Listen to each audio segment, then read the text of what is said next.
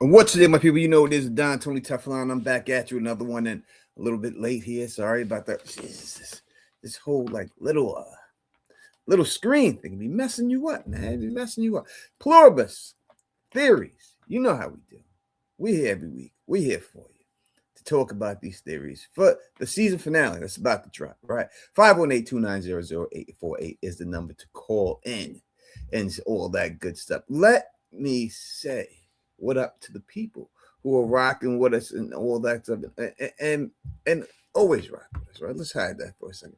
You know this, as I said, it's the Don Tony Teflon. I'm here talking about this episode and everything, and hopefully y'all are excited about to talk about this episode. Let me move my microphone up a little bit. Hopefully y'all can hear me well and everything else and all that and all that good stuff. We are rocking, and I'm happy that y'all are here with me 100%. Merry Christmas, Happy New Year, Happy Kwanzaa, whatever, Happy Hanukkah, anything that you celebrate right now. I want you to spend it with your family. I want you to spend it with your loved ones. I want it to spend you, even if it's by yourself, I want you to spend it by yourself, but enjoy the time you have by yourself, right? That is what it's all about for these holiday season. Just be happy. And that's what that's what it's all about. Listen, hit that thumbs up for your boy on the way in. It's the only way we're going to get more people in here. We got people in here now. You hit the thumbs up, it spreads it across YouTube, and then we'll be able to talk more about this with more people and everything else. So the people we got here right now, let's say what up to some of them right now. We got Sonic, your boy, is up in the building rocking with us. John Haymaker is in the building rocking with us right now. Steph Snow is in the building right now. TNX is up in here chilling with us. RC is in the building rocking with all of us right now. We also have Pixie Vine TV in the building rocking with us. Brainy is up in here rocking with us. We got a bunch of people in here. Nonfiction is in here.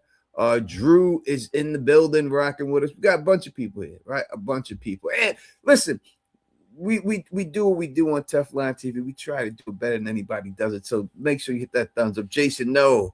What up to you? Sunny Skies, what up to you? We try to do it better than everybody. Try to keep you entertained. I ain't trying to make you fall asleep here watching stuff. We're trying to keep you entertained about this whole situation. Phil, I'm sure will be. Phil's avoiding the dial. Right.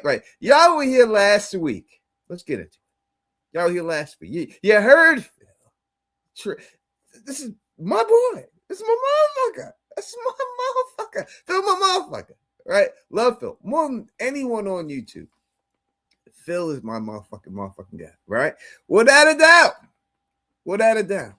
But he tried to come at the and that's fine. That's fine. But he should know better. Out of all the people, should know better. Not to test the Don. Because when I tell you it's going to happen, it's going to happen. And what happened? Happened exactly like I told you. Phil was here. We'll wait for Phil to get here. So we could, when the humble pie is served up, it's served up piping hot for him. We're gonna expect. We're gonna wait for Phil. We're gonna wait for him to get there. But don't doubt the dial. I tell you it's gonna jump, it's gonna jump. My track record speaks for itself, people, in all these shows, right? Besides that, let's talk about this episode. Again, if you want to call me up, the phone number is there, 518-290-0848. I would love to hear your theories and everything else. Again, I have said this, and I still think, and I got my drink is in hand. I know people wondering. Today we are drinking the Golden Ace. Golden Ace is what we're drinking, like we're at the U.S. Open. All right, Queens, New York in the bill. All right, let's talk about this episode. Let's get right into it, and some theories about how it's going to jump off and how this season is going to end. And I can only see it ending one way, and that is someone's got to die. Right, so someone's going to die in this situation. We have seen, not a lot of action in this show. It's not an action-driven show, but we haven't seen any action. What the wolf scene, maybe? That's about it, right? Haven't really seen anything. But in the end, to me, someone needs to die. Now, there's only a couple of people here, and we know it ain't Carol. So that leads to Carol's girl or Manny. One of them has got to go. I don't see any way that they go through this season with both of these people surviving. Now, we have seen this with Zozia I know people, you say the name, I don't give a goddamn. All right, you know what I'm talking about. And I know this chick, we've seen her get saved by Carol. We've seen her almost blowing up. We've seen her have a heart attack. Like, she's already been taken out, tried to be taken out, and she's still here. She's still kicking. Still kicking. My man Sonic, he says he thinks they both survive. I feel you, and I understand why you would think that. As I was saying, Zojia has already been, they've already tried it with her, and she has survived. But I think that when we get down to Manny, and he will eventually get there, when Manny makes his way there, and he's there, and he's in Carol's face, from everything we've seen this man go through, this man is going through the works, right? If he's going through it all with no help, no nothing, he does not want to succumb. And basically, Carol has become just like everybody else we have seen in this show. Although she wanted to doubt that's the way she wanted to become, although she felt like she was better and she didn't have to go that route. In the end, where we're at right now, Carol is there. She's laid up, cuddling, sleeping with this chick. And to me, when we look at this, this is her primary dilemma. Her dilemma is, will she let this girl go? If not, if she does not let this girl go, then what will she be? Like, if she frees her, will this woman still want to be with her? She has found a happiness in this world, all right? Enough happiness where she can just kick back and just do her thing. She has found someone she could talk to. She has found someone she could play games with. She has found someone she can make love to, lay up, wake up in the morning to, right? Her ideal woman when it all comes down to it. Her ideal woman to the point where this is the person that she wanted her main character to look like, because this is her ideal, her Fabio, her I cannot believe it's not butter. This is her ideal person.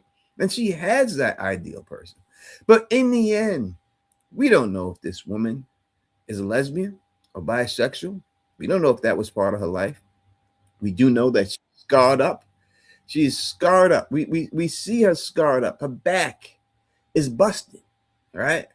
Busted, back busted up. Something wrong. Something happened there. Tell exactly what happened, but something happened. The life she's had, very hard, her life she's had.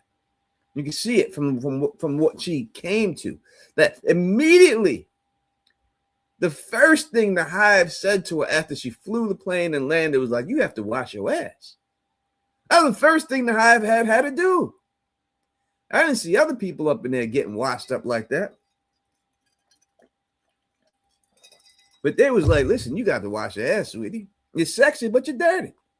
All right? We like the sexiness. We don't like the dirty. You got to wash this up. All right? Scrub-a-dub-dub. And she did. I enjoyed seeing it. Not a problem. But would she really? We don't know if she chose to join the Hive, if she was just a part of the Hive like everybody else. Did she have the choice at the time? Did she have a choice and she chose to be in this thing because her life sucked? Her life was so bad and she said, fuck it, I'd rather just do this. This is much better. We don't know if that's the case. We have no idea if that's what happened here. And it's quite possible that it did happen that way, right? We don't know. It could have went down like that. May have went down like that. But even so, we are not sure if Kara, if she is a lesbian or if she's going to like Kara, or why would she like Kara? Why would she want to be with someone who basically has forced her to be with her? She can get here and she can act like she's into everything that she's into because that's what she's programmed to do. But we don't know if that's exactly the way she would be or that's what she really wants to do. You know, we seen her look back at Carol when she was going to get on to the Air Force One, right? When she was about to do that shit, she looked back. And I know people want to say maybe it's possible she had a flicker, a moment of her own, like she had her own like thoughts. But that was all game. It's been a game from the beginning. They knew the look back will catch Carol and make her go out there and stop a plane because they put the perfect person in front of her. Again, you can, we all have had, and we have all said, and women, y'all have said it too. Men, I know y'all said it because I have. We could just take this ass and put it on this chick. Put these titties on this one here. Take this face and put it over there. Have the perfect girl. She'd be great if she act like this one. She'd be great. That's what they have done for her. That is what they have done for Carol. They have given her the perfect mate, the perfect person. They know what she likes. They know what type she's attracted to, and they wrapped it all up in a bow, and they put it right in front of her. And all this talk that she was trying to get this place, and she was trying to save the world, and this shit ain't right, and blah, blah, blah. In the end, when we look at it, did she want to break out Zosha from whatever she was going through? Yes, but she didn't want to do it for the right reasons. She wanted to do it to see if this chick would fall in love with her and she could be with her. But when she realized that she couldn't break her out, she was like, fuck it, as long as she's with me, she's with me. I'll take her any way I can get her. And that is exactly what happened with her in the whole situation with her. And that is why, in the end, if she does free this woman, in the end, she is going to have to accept that this woman's not going to like it. There's no way that they free this woman and all of a sudden the woman falls in love with Carol. You can't fall in love with Carol. The lady she was with, God bless her. This chick, she's good looking. I'm not saying she ain't good looking. She does got a cute little ass on her. All right, Carol. No doubt about it. But I'm saying the attitude. There's only so much attitude you can deal with in life. So much misery you could deal with in life. Like her, she's just too miserable to be around me.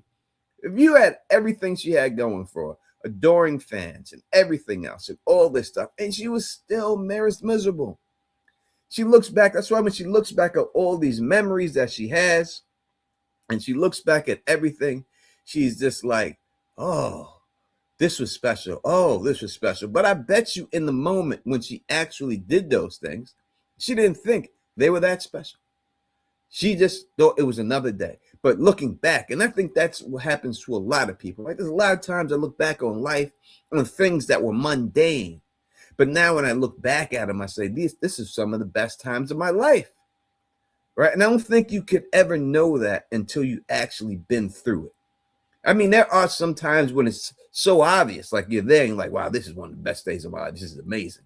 Right? There's days like that, but the mundane, the eating and things like that. We do have a question here. Again, if you have a question, you can call in. Speak to me directly. 518-290-0848 is there. This is from Sunshine. It says, are the babies born now already connected to the hive? This is a very good question. Now, number one, when we deal with babies, we don't see no babies being born, right?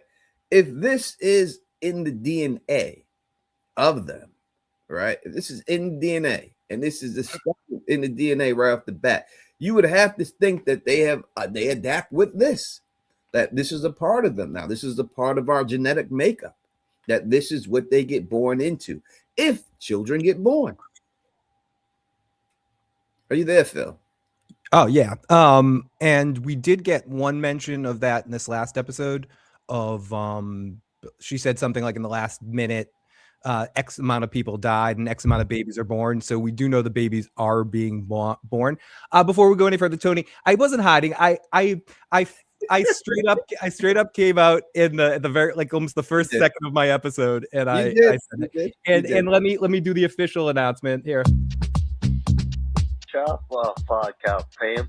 Yeah, I'll shut the fuck up. You know, I was wrong. I did not necessarily, just to do the slight precursor, I didn't think it was never going to happen. I just didn't think it was happening so soon, but you were absolutely right. You had more of a right on the pace. I almost messaged you midweek when I heard the title of the final episode of the season to be like I crafted it. I was like, oh fuck, I screwed up. I'm not feeling good about my pick right now, Tony. But I'm glad, and I also posted on the Talking Pluribus page that I'm glad I didn't bet Tony a chip but he is right. What he said before, I am wrong to doubt Tony in that situation. I'm 100% wrong. I am eating all the Katie Crow I can. Sorry, Joe. I'm licking it all up. And I was 1,000% wrong. And once again, I should Shut the fuck up, Pam. I should shut the fuck up, Phil. There we go. Now we Okay. can talk about it. You're fine. You're fine. I did see it. I did see the episode. Obviously, I watched it. Oh no, but I kept checking in. I was like, whoever the listeners of the podcast were like, who's Tony? No, you were on a bonus episode too. I was like, because I just kept interjecting. Like, I just have to say, Tony was right. So I feel stupid, you know. No, I take it. I'm definitely happy to take it. You know what I mean? Pause and be right on this one. But I've been wrong on many too. So it goes back and forth, you know. But when you get one, you get one. And that's just what it is. Yeah, exactly.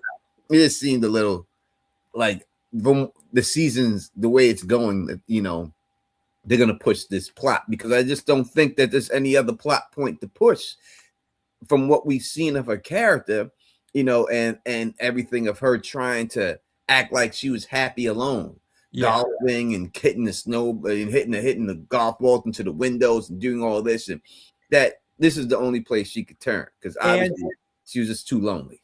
And absolutely, and I think that loneliness. I talked about this a little bit in my stream, and also it was sort of like the title of like the short that I did, where it was just 100% manipulation. Everything that happened, even them disappearing, like they were calculating that right at this point, Carol's like big angry here. And the only way to sort of default this and get her to the kept state that everybody else is, because everybody other person, they just made one of the chaperones, whatever they would need, you know, whatever sort of thing that they could placate. They tried that with the Helen, you know, with delivering Helen in her fantasy body of Zosha, but like it wasn't enough for Carol. She needed a reset. They needed to sort of break her and show her, listen, if I don't feed you, you're not going to beg me for food anymore, or you're going to beg me and then you'll know who's boss. They basically broke her. Like they and made her in a state of easy manipulation. And I'll repeat what I said there. Zosha doesn't give two flying fucks. They care about her as much as they care about any other human, and manipulating. And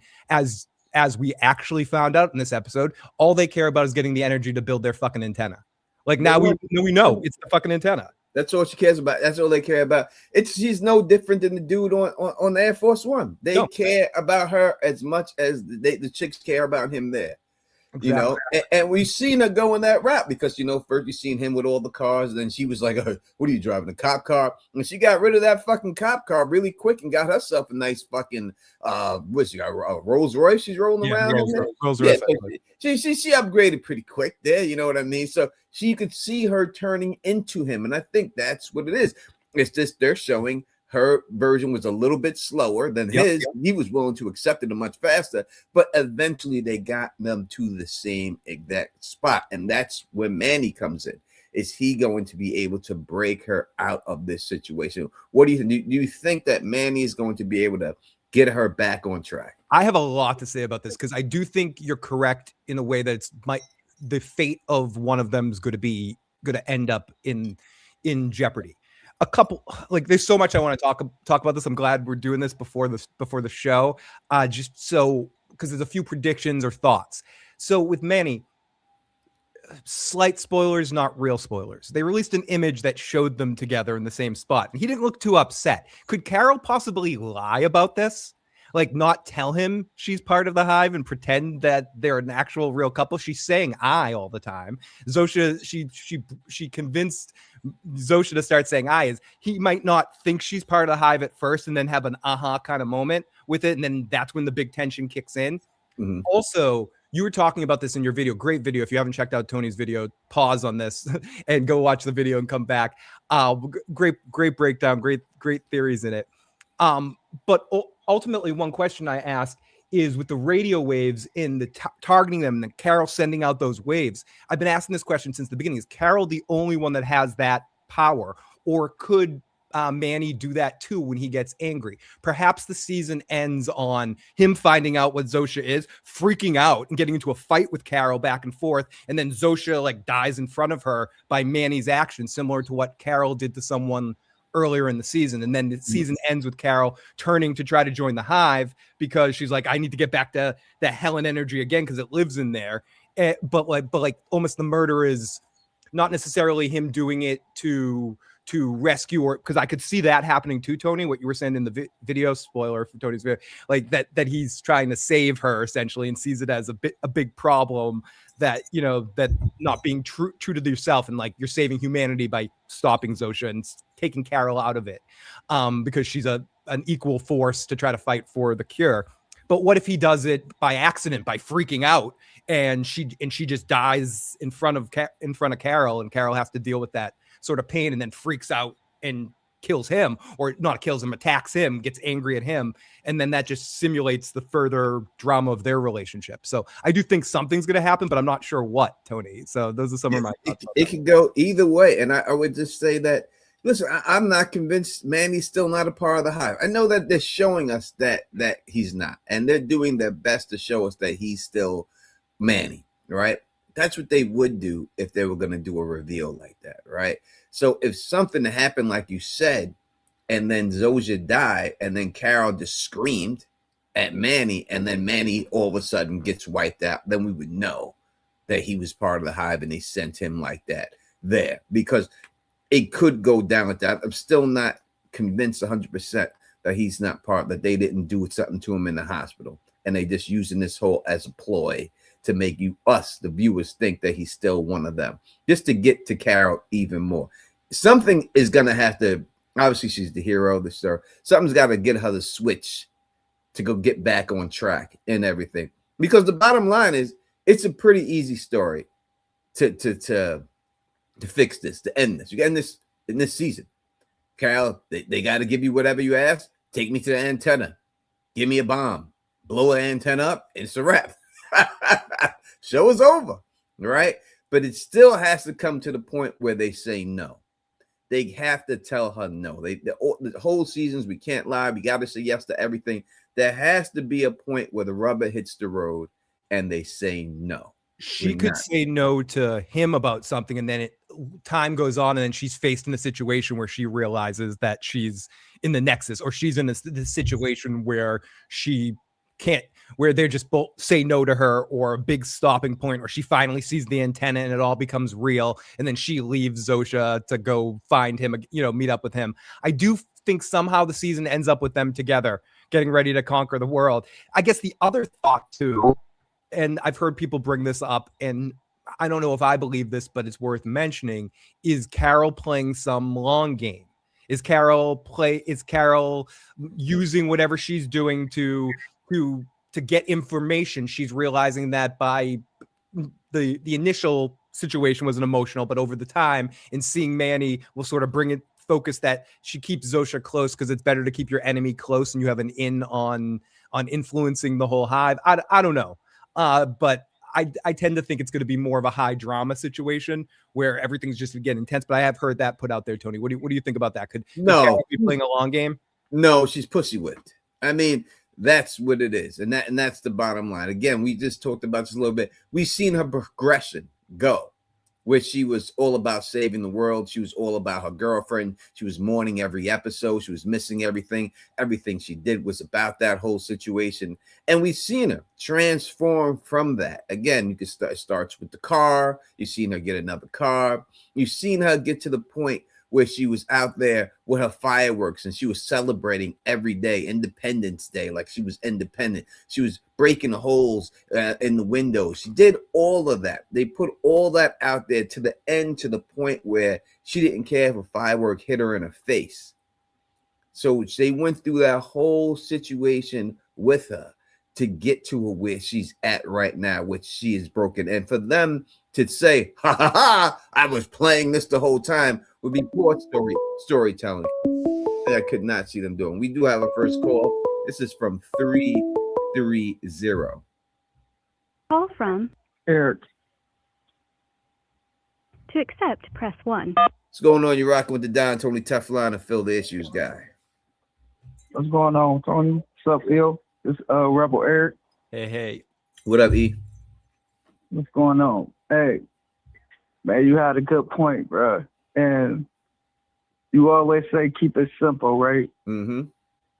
It's simple for them to, like you said, she P-whipped, right?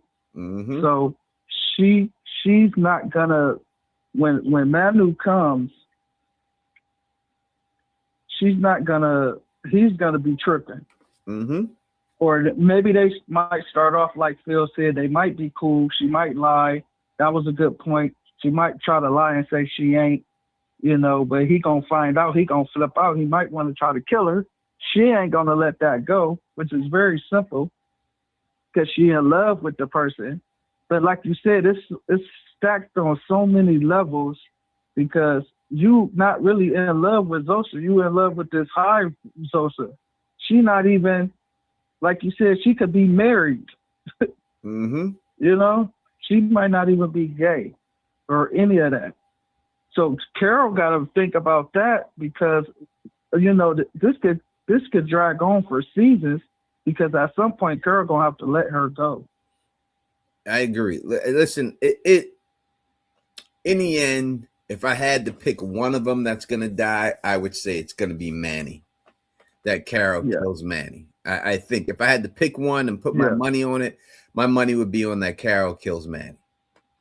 I would think but that. What does that even mean? Like, do you even it's so many layers. Like you put so many layers on it as far as like with thinking about how this could go. Because even if she kills Manny, how would the Hive feel about that? Oh, I don't know how the Hive would feel about it. He would join. Well, he wouldn't. Would he join? Would he join the Hive? No, they gonna drink her. They gonna drink him. Yeah, he'd just be part of the. They're definitely gonna be the Manny milkshake. They're definitely, it's definitely gonna make that. But I do think that if I put my money on it, I would say that Manny goes. That she takes Manny out, and I think that's how it ends the season. Season 1 even, yeah. And she's gonna be kind of upset about it. But then she's still gonna be like, she like this girl, but she gotta think. Something gonna have to click in her brain, like this ain't really Zosa. Maybe she's trying to like ask her questions to try to get that part of her out of her, where she could feel like she's dealing with the real Zosa. That's why she asked her, and then Zosa talking about her dad, and she, Mm-hmm. Maybe she's trying to get the AI or whatever to evolve into this own self-consciousness in a way. I feel you on that 100%. When it comes to the show, obviously it's the #1 show in Apple TV history, it seems like right now. And which is amazing to me that it was able to do it, because a show like this is not a show that becomes popular usually. A show like this becomes popular 3-4 years after it's gone off the air. I'm surprised it's not Ted Lasso, personally. Yeah, I agree. And I think it's probably because they're not telling us a lot. For us, it's like kind of like From, in a way. It's not like we can predict it right off. It's just the show is not. It's kind of dragging, but it's interesting. Yeah.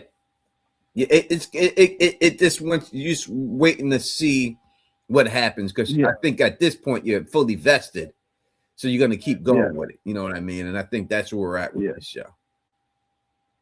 Yeah, and I just wanted to know what flavor HDT you drinking, man. I see it's orange. What's who me? Over there drinking some HDT? This is called golden tea. This is called the golden. This is the golden tea. If anyone's ever been to the U.S. Open, it's got some dead golfers in there. This is what they serve at the U.S. Open. I'm talking about the tennis tournament in Queens. That one. Yeah. It's got a little. My nephew, he got a little Serena Williams booty in there. You got grinded up Kevin Costner and Tin Cup in there. Man, this show kind of crazy, but Carol, I don't think she's gonna let Manu. I mean, maybe she might even just do it on an accident, just out of frustration or something, Yeah. But she definitely, I don't see her just letting, especially if they show more days going by with her being with her and stuff like that. But it's really crazy because that's not really that girl, and girl gonna have to realize that. Yeah, listen, when you're in the fucking stadium, fucking spooning with the chick, you all in. You all in. It ain't like she's just in her bed. She doesn't care where she is, as long as that chick is there. She's with it. You know what I mean? So no, she's 100% all in. Yeah, that's crazy. Girl, crazy for that. So that make her, like you said, that could make her be like kind of like the villain, and she don't even know it. She is the villain right now. There's no doubt about it. She's the villain of the show because she's sleeping with a chick against her will. Yeah, that's crazy. Hey, it's kind of like Get Out. You know, the Get Out meme with the black lady. No. Mm-hmm. You know, Mm-hmm. that's Zosha. She in there like no. You know, but she's still going along with it. As she said before, she said she would have to go with that guy if he wanted her to go. Not that she wanted to, right? Mm-hmm. That's the word she used. I would have to go with him if he wanted me to go. Not that she wanted to go. And there's no difference from being with Carol. She has to be with Carol. Doesn't mean she wants to. And then Manu might even come bring some type of challenge to her, as far as like, how that's not even her, and you sleeping with her. How you think that the person feel for real? He gonna probably start asking her questions like that, you know. Mm-hmm. I mean, I'm gonna get to Raven's question in a second when we get off the phone with my man right here, real quick. We're gonna get to this question after. Yeah, that's kind of what I was hinting at a little bit. That stuff. But yeah, I'm gonna let you get to the show. I see you, Phil, man, and sit back there. I'm in the chat. I appreciate you. Thanks. It's a real rebel Eric in the building, rocking with us right there. You know what I mean, Phil. Dealing with Raven's question, sometimes you have to sleep with the enemy to get what you need. Yeah, and I'll also add what Nonfiction said earlier too, that she noticed that Carol was. Let me see if I can find the comment too. That thinks that Carol was being very, like, collecting a lot of information in this last episode. So I do think, honestly, and you hinted at this a little bit, I think they've set it up in a position where a lot of different things could possibly happen, and I wouldn't be surprised. So if they turn it the right way, Tony, I could see her taking this as an opportunity. She was being a little cloak and dagger with the murder boards and making sure she was, or the whiteboards. I just call them murder boards. Like we're gonna write down the stuff, and she's like keeping track of her mission too. And if this guy sort of engages with her, she may decide to do that, and then face with an emotional situation later because she's already built up an emotional connection to Zosha. I don't think that's likely, but it is possible. But speaking to what you and Rebel Eric were saying, I think what he was saying fits right perfect into what I think is going to happen. I think that he is going to kill Zosha or look like Zosha's dead by accident. Like he's gonna use his anger, and for the first time we're going to see him affecting somebody, infecting the hive, and getting that hive to be all, and through their fight, like Zosha's going to fall down, and then Carol, in her anger, I know you think that the radio waves might do, but I think in her anger, she's going to attack him. And the season might end with her like, attacking him for like Orange the New Black when she yes. Yeah, like Piper going on Punxsutawney. Punxsutawney. I'm not one to pronounce the names, but like Kentucky or something like that. Punxsutawney, something like that, whatever. Like we know, as you say, you know who I'm fucking talking about. That's right, David. But yeah, like, so like a moment like that where it ends with her in rage going at him, and we don't see what the fate of the situation is. But I do think there is going to be one of them doesn't walk out alive. Yeah, definitely one of them's dying. I'm gonna go with Manny dying. I'm gonna put my money on Manny. I'm gonna go with Zosha just for fun. All right, this is why I think it's gonna happen to Manny. I think Manny comes in there. I think what you said is a good chance that maybe she tries to con him. Whatever she does, she tries to do something about it. And at some point, Manny finds out the deal, right, about it. Now, listen, Manny's not gonna. She's gonna see Carol eating. He's gonna see Carol drinking. I think she's gonna try to get him to do these things, and he's gonna say no. He's gonna be like, "No, what are you talking about? I'm not doing these things. What are you talking? He ain't gonna be a PR of that life. I'm all this."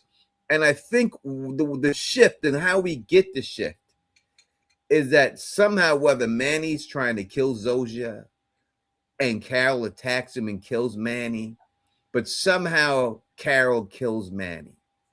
And this is what flips her back. Very, very, very, like very she possible. kills this guy, then she realizes, like, holy shit, this guy really wanted to help save the world, and I killed him for a fucking meat puppet I'm fucking.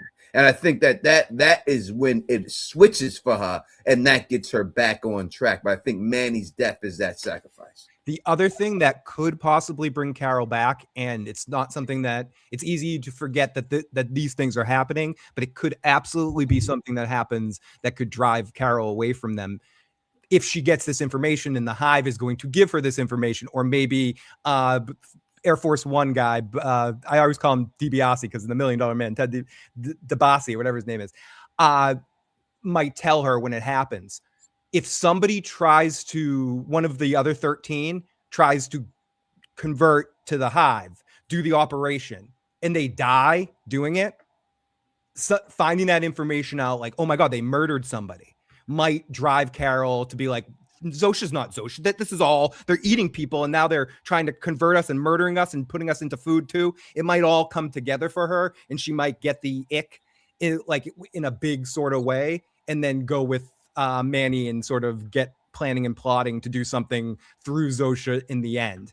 So that's the other thing, Tony. The only other thing I could think that could get her back, if people try to go to join the Hive and die doing it, that the knowledge of that, and an Air Force One guy contacting her like, oh my God, like, these things are, kind of being more in on it too, and kind of like taking her up on her offer before, could bring her back in it too, I think. But the Air Force One dude, it said Cambua, whatever one, Cam, we'll just call him Cam, it's easier for me. He's like, we're trying to find ways to save him. Exactly. And if we're trying to figure out how we can save these people, right? Here, he's all in with them. And he's not, I don't see him flipping on them at all. You know what I mean? I think he's just rocking with them. He's willing to rock with them. Imagine if like that little girl dies, like trying to get converted, or somebody else doesn't. He might have an emotional moment where he's like, oh my God, and he turns, and then through him, like, calls Carol like, oh my God, like they're freaking murdering people. And now on a bigger level, playing James Bond, right? Like, but he might have a heart. All I'm saying is the Grinch might have a heart. He's playing James Bond. Like, he could be playing next on Freddy Krueger. Or she could find out about it in a different way. She could find out about somehow they find out through Zosha. Yes, we did try to convert somebody, but that they died. The child died, and blah blah blah. And she's like, wait, the child died? You did it? You did that thinking you could kill people? Like, she could cause her down a rabbit hole. I don't want to get too bogged down on the Air Force One guy having a Grinch-like moment. I more mean Carol finding out that they kill somebody, and that could drive her away from Zosha. It could, but I think, to me, I think it's her own actions that has to do it, right? She has to realize what she's doing is wrong. And the way to realize is to kill the person who really wants to do what you wanted to do, right? So basically killing yourself, it would be, to actually figure out exactly what's going. Now, obviously, there's a chance that Zosha breaks, like she somehow pulls Zosha out of this whole situation. I don't think that's gonna happen. You don't think she's gonna ever get Zosha out? No, I think not ever. Again, this is famous words. I could be wrong last time too, but from last week to this week, I don't think anyone gets broken out of that thing until next season. I think this is much going to be more of a personal sort of. I'm saying next season, but I'm not saying this season. But I'm saying eventually she could pull. I don't think Zosha makes it in through the next episode, so we'll see. Yeah.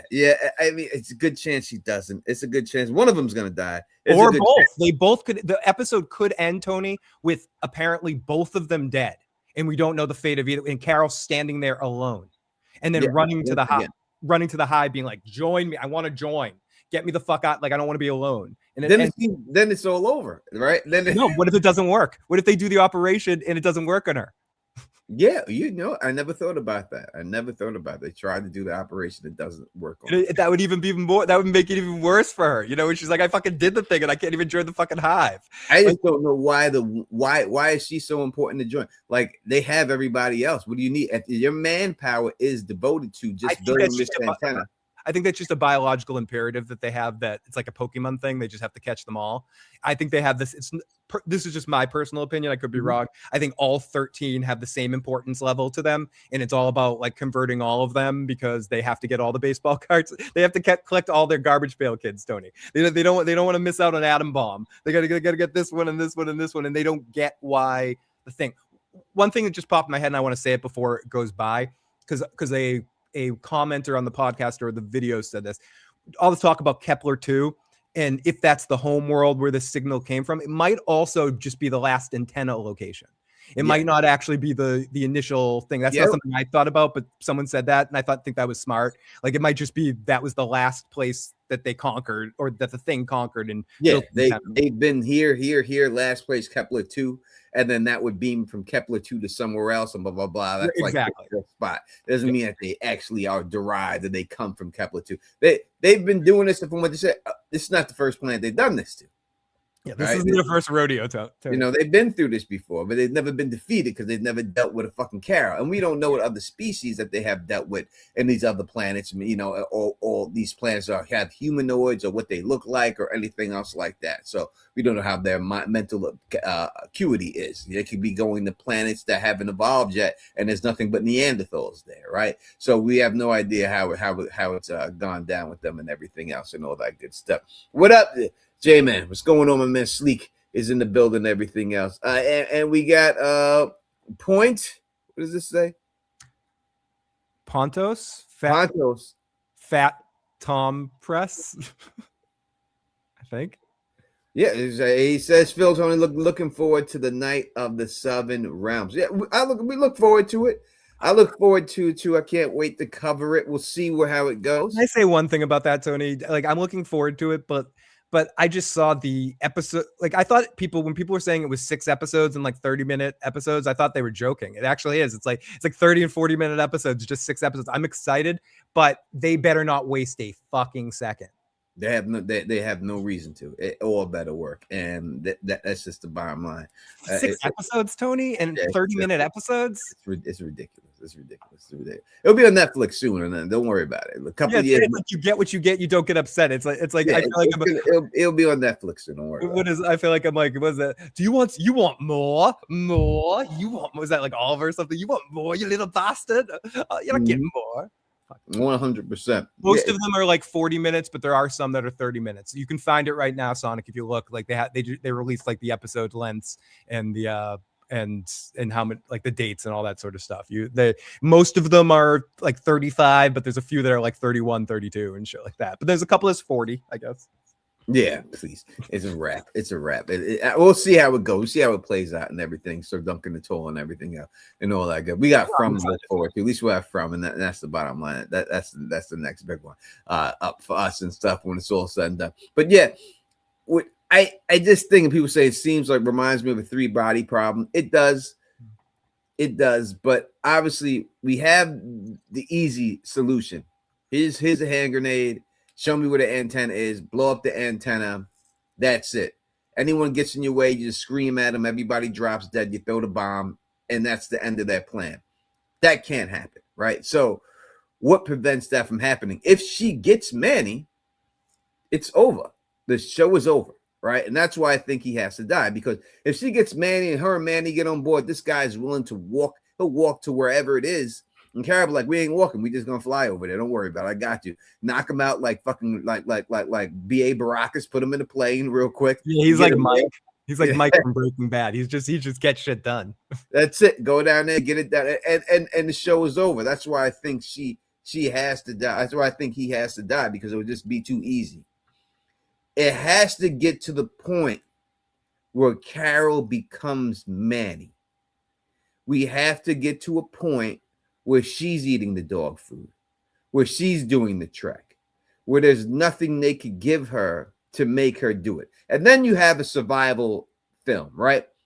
If you have her go out there into the wilderness, you can have the animal attacks, you can have that whole survivor situation dealing with her, if that's the way they want to go with the show. If that's the way they're trying to take this show, they can do this route with that. This episode 8, felt the most science fiction. It's weird though, because they turn the, and you mentioned this in your video too. Like this episode turned the science fiction magic-y kind of like energy up. There's just like, yep, okay, but not even science fiction, talking about the radio waves, talking about the bioelectric energy, talking about we got answers to the dog situation, which I've been talking about for, I know it's a minor thing, but it's very, I'm glad they actually said that, Tony, about the dogs staying with their owners. There was like a lot of information they were like covering. So the hardest part of this whole series, I think, to think about, and you're treading on it right now, trying to get your logical brain around it, is how they stretch this for 3 or 4 seasons. Like, how do you have a plan for the show? And I believe he does, but they need to leave this in a spot where it opens up for a second season, or do they just end it in a way that it ends and then they start again or something, like the way I guess Severance kind of did that, like ended it in a place that it could have just ended. But well, not season one. Season one, the ending was amazing, and that's what I'm saying. Like if you Severance just ended on season 1 ending, you could have just left it there. So I wonder if this will do something like that. I know that, but no, because when the show was ordered, it was ordered for a minimum of 2. So they knew making season 1 that they at least had 2 seasons. So whatever arc that they have, if they had to hurry up and rush it, would have been 2 seasons. So this needs to leave somewhere. And to go to your overall point, the name of the episode, slight spoiler, translates to The Woman or the World. So and the titles have been pretty literal to what's going on in the episode or an element of each individual episode. It's been consistent throughout the season, as consistent as the classic song in a translated version at the end of each episode. So I think we're going to get exactly what you've been saying, Tony. Like the internal struggle of her choosing the world, like a chance to save the world with this guy, or the woman. And that's the same. And this is the first time I heard the title and stuff. But I don't mind hearing it, so it's not spoiling. But that's the first time I heard it. It's the same conflict that we've seen. So this is nothing that we haven't seen throughout the show already. We've seen the people that she's met. I want to be with my family members. Or this is my daughter. This is my son. This is my Bob. They chose those people over the world. We've seen do it in the train. He chose all those girls and to live that fantasy over saving the world. And now it's the exact same thing that she has to grapple with, because she was first trying to get them out of it, but then became one of them. So now she has to grapple with this whole situation. And I think in the end, now it's saying that the woman of the world, you may be right. She may have to kill her, but I still think that is a good chance that this dude Manny dies, and that's what snaps her back to the world and choose the world over the woman. What if we got into a situation, Tony, where it's too cliche, but so I'm going to set it up in a very cliche way, but I mean this more as a metaphoric way of this happening, that both of them are hanging down on a cliff holding, and she has a choice to save one of them. Like both of them are going to die. Like they get into a struggle. Like they're out in the desert or on a mountain somewhere, and they get into a struggle. Like he's like, no, whatever. Not that he attack her, but whatever. Something, they fall out, and she has to choose: do I save an actual human being, or do I save an avatar of the thing that ultimately they could just take the same avatar, take the same memories, and put it in another avatar for me later. But I don't see how that could happen realistically. Like how we could get into a situation where she had to choose to save one of the two of them. Like, I think it can, but if Manny attacks her, Zosia, then she will be in the position where she's going to save Zosia's life, or she's going to save Manny's life. And I think that she'll choose to save Zosia and then realize she did the wrong thing, and that's what would break her bond. I also feel like it needs to be said that everything that we've seen of Manny so far, and I think you've hinted at this a little bit too, show that he's not in any way, shape, or form somebody that would probably easily take a life. Even when he had the doctor person with the scalpel thing, he made sure not to hurt them. He didn't just like take it and go, fuck you, and walk over. Like he'll scream, he'll call his mother names and stuff like that, but he hasn't shown any violence towards these things as So and he seems to be a man that cares about, leaving money here and leaving money there. So rushing to, that's why I say that he might do it involuntarily, Tony. Like he might be angry and scream, and that anger might cause Zosha to die, not actively trying to kill him. I hear you. And this is the reason why I think that it's set up for Manny to die. This is what it is to me. I think that everything we have seen from Manny is survival. He's overcoming every obstacle, like with this that he's come through. Every obstacle he's overcome. Forest, no gas, sleeping outside, eating dog food, putting cardboard on his survived window. the fire swamp, man. Like everything he has survived. And Yes, they have set it up now to me that he has survived everything to get to Carol, only to die at the hands of Carol. And because he wanted to really save the world. And I think that is what they have set up, that this man did this full trek all the way over there. Everything is going this way and everything else. And the person he really wants to meet is the one to kill him and take him out. But his purity from that is going to transfer over to her and give her redefinition to go out there and get things done. I can't see this going over 3 seasons. And I don't even know how to make it to 3. I don't see this show going over 3 seasons. I just don't think there's enough there with this show, as is currently stated, for it to go over 3 seasons. It would be hard for me to get it past 2. It'll be very interesting to see where this takes it. Manny is such. I think what this really comes down to is speaking of future seasons. This last episode is setting up who ultimately becomes our second lead character. Like whoever survives this episode is our second lead. Is Manny ultimately, and again, these series are nothing alike.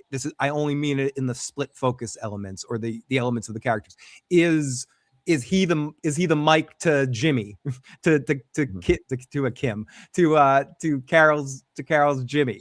Is he going to be the Jesse to Carol's Walt, or is Zosha and her storyline here to stay? I guess the other side of it, I could see it go either way, and just for fun's sake, I'm going to take the other side of it. I guess is I don't see what else they could do with Zosha. There's so much more room to play if they keep Manny alive. I know what you're saying. Like all that can happen is the end, but the journey of those two saving the world there's more stuff to mine from than anything else you can do with Zosha. You've already done Zosha's whole story now in this past episode. That's why I thought they were going to wait, because you've already done it. It needs to end in this episode. What else are you going to do? Like from this point on, if she does kill him, like to your point, where do they go from there with her and Zosha's relationship? Like does that wakes her up, I think it's the denying her. So if Zosha dies and Zosha dies and then you never get Carol actually coming back and rejecting that life. Mm-hmm. You know what I mean? If Manny dies and then Zosha is still there, then you have the chance for Carol to say, no, I don't want you. Get the fuck away from me. And maybe scream and then kill Zosha or something like that happens because she gets back on the right track. But I think you need that for Carol to overcome it, because if Zosha dies at the hands of Manny, then she gets mad at Manny because of it. Then she truly never got over Zosha. And I think that they're going to do it. They need to show her overcome that obstacle that was faced in front of her in order for her to move forward from that point. Very, very fair. I think the only element that is like, it's not Zosha, but they could just have another Zosha pop up every season for her with the same memories. If it just as a different actress, it's like another Agent Smith popping up in the Matrix.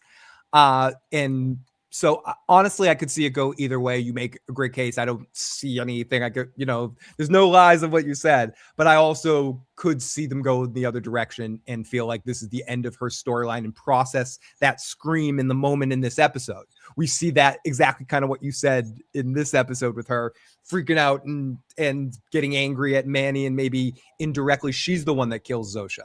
And then we have to deal with her dealing with the emotional fallout of all of that, because we also need to deal with the fact that Carol hasn't actually dealt with the loss of Helen, and she's just supplemented it in this situation with the perfect manipulation. Like they got in there and manipulated her, a grieving person, in an easy way. So, but to your point, we do need to see a moment when she pushes Zosha away, and whether that happens in reflection to what happens with Manny tonight or Tuesday night, or it happens on Tuesday night, it's remains to be seen. But I think one way or another, we both think not both of those dudes are making. Someone's got to die. Both of them could die, but someone's got to die. I just think, again, if they keep Manny there, it's game over. It's pretty fast. They could easily conquer this thing with both of them. These people can't deny them. They can't do anything. Tell me where the fucking antenna is. We're going to blow up the antenna. Game's over. That's it. Do you think we see the start of the antenna tonight, or in the new episode, in the next episode? I would think they would have to show it eventually. Show something of it on TV or something. Her end game is, I'm telling you, it's going to be, she just turns to Manny and she treks to that shit on foot the whole way, wherever it's located. That she treks there and they try to stop her and maybe get involved with some wild animals and stuff. That's the only place I could see them going with this whole situation. In order for this to happen, to work, it's got to be some type of EMP, something to stop the electrical signal, the radio waves that they're communicating or with. Maybe if she was able to get Zosha down into like a lead line cell somewhere, or something like that, or get her into something, you know what I mean? Like into where the radio waves cannot penetrate, then maybe she could free her in there for a second. And maybe if she frees her in there, Zosha will tell her exactly how she fucking feels about it. Because we don't know that if someone is free, do they resort to their old stuff? She may not even speak English, right? She may not do it. She resort all the way back to who she was before this ever happened and has no memories of this whole situation and all that. What happens if someone is actually free? Can people even be free? I mean, we found out there is a cure, but did we actually find out, is there a cure, or was Carol just assuming a lot of information there? We never got direct confirmation. Carol's just assuming there's a cure. We know we can cut off the radio waves, or they can cut off communication if you drug one of them or do some other stuff, but we don't. All we have is a supposition that Carol made from them not saying anything about a cure, not answering the question. So it may not be. It may not even be as simple as shutting off the thing. That might just stop them from being able to communicate, and then suddenly that turns all these things into a cut-off hive, but they all have the same personality. Not the same personality. They'll change from that point on. Like it cuts off just the communication element, not the biological change within. Yeah, it cuts them off from the hive mind. Right. So they're all helpless fucking beings. Right? That could actually be kind of interesting to see. If they're cut off from the hive mind, they don't have the hive mind telling them what to do. You would have to think that then they revert back to who they are, or what. But not have memories. They'd more have the base memory from the hive mind point, like the last memory that when they were connected to it. We'd have to see. We have to see if that's the way they're gonna do. But you have to basically cut them off.